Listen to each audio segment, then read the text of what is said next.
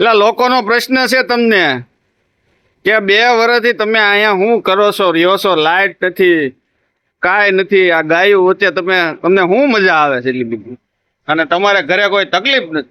બધી સગવડતા હોય, બંગલા હોય, ગાડી હોય, મોટર હોય, રૂપિયા હોય, અને છતાંય હું અહીંયા આની હારે રહેતો, તો તમને ભાન થઈ જવી જોઈએ, અકલ આવવી જોઈએ. આ પ્રશ્ન પૂછવાનો ન હોય. તોય પ્રશ્ન પૂછાઈ જાય છે, તો હવે જવાબ આપી દો. આની સાથે રહેવાથી મને એમ થાય છે મારે આ શરીરને બહારનું ધન છે, પુત્ર, પરિવાર, બંગલા, ગાડી, કોઈ દુઃખ જેવું છે જ નહીં, પણ છતાંય આની હારે રહેવાથી મને એમ થાય છે કે હવે હું ધનવાનોનો ધનવાન થયો.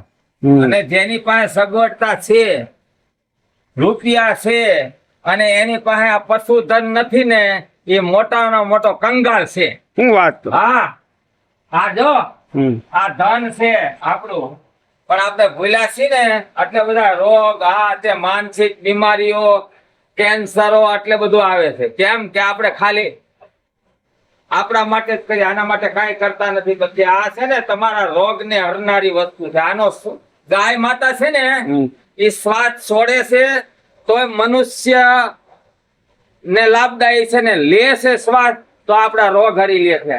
આમાં એ શક્તિ છુપાયેલી છે. પણ એ સમજતા નથી ને કોઈ. સમજે ને ભલે ને જતા આપણે શું છે. તો તમે હવે આજની જનરેશન છે, જે લોકો તમને સાંભળી રહ્યા છે, એને શું કહેવા માંગશો તમે, કે તમારા જિંદગીનો નિચોડ તમે જે ભૂલ કરી? ખરેખર સુરતમાં રૂપિયા માટે આવ્યા હતા, કમાવા માટે. બાકી ધંધો દેશમાં કઈ હતો નહીં ખેતી સિવાય, બરોબર? એટલે આપણે સગવડતા હોય તો 4 આશ્રમ જે હિન્દુ શાસ્ત્ર ની અંદર લખેલા છે એનો આપણે ઉપયોગ કરી લેવો જોઈએ. કયા 4? બ્રહ્મચર્ય આશ્રમ, ગૃહસ્થ આશ્રમ, વાનપ્રસ્થ આશ્રમ, અને છેલ્લે સંન્યાસ. તો આ સંન્યાસ છે. બીજાના આધારે રહેવું. આ માતાજી, આ બળદ, આ 2 બળદ છે અમારે. આનું નામ ગોપાલ છે, આનું નામ વેણુ છે. આનું નામ કપિલા છે. કપિલા? હા. આનું નામ જમના છે. આનું નામ ગંગા છે, અને આનું નામ સરસ્વતી છે. હા, એની વાછડી ગંગાની. આના કોઈ મૂલ થાય નહીં. આ વસ્તુ એવી છે. લોકો એમ કે છે કે ભાઈ તો ધંધો કરવા અહીંયા ગાયું રાસવે છે, એ તો ધંધો કરે. કાંઈ વાંધો નહીં, લોકોને જે કેવું હોય કે, એ તો માતાજી જાણે છે આ શું કરે છે. એમ અહીંયા આવ્યા પછી મારે કોઈ કસરતમાં જવું પડ્યું નથી. એમનેમ જ 18 કિલો વજન ઘટી ગયું. અને બાજરાના રોટલા સાંજે 2, સવારે 7 રોટલી, 3 ભાખરી, અને બપોરે 5 રોટલી ને દાળ ભાત. છતાંય મને એમ થાય મારા પેટમાં કાંઈ છે જ નહીં. એ કોની કૃપા છે? જય ગૌ માતા. અમે સુરતમાં રહીએ છીએ, અમારે પચતું જ નથી ખાવાનું.